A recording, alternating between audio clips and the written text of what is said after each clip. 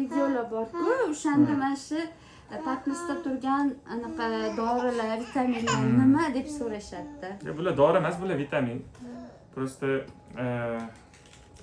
sizlar charchamay yurishinglar uchun, nima deydi, kun bo'yi o'zinglarni bodri his qilishinglar uchun mana bu vitaminlar o'zi kunlik oladigan oziqdan, ovqatlardan o'sha organizm to'yinmas ekanda, bu o'shani to'yintirib kunlik bizga kerakli bo'ladigan vitaminlarni yetkazib beradi.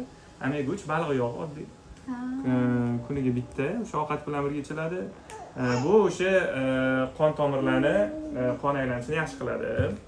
Keyin D3 bu quyoshdan olinadigan energiya bor-ku, quyosh vitamini deyiladi endi. Bu suyak bilan immunitetni ko'tarar ekan. Buni shu bilan qo'shib birga ichiladi. Keyin bu magneziy bu titrat degani anaqaga, uyquni yaxshilashga. Kech payt ichiladi buni. Voyna.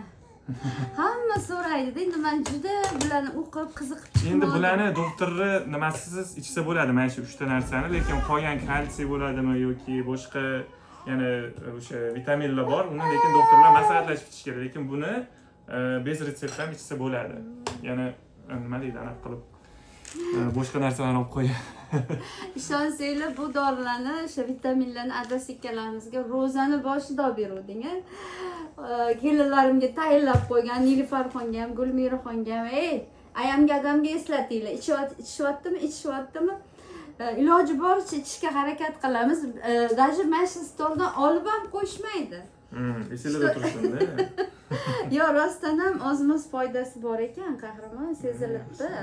Lekin o'sha vaqtida ichishi bular eslatib turganda yana yaxshi bo'lyapti. Rahmat bolam.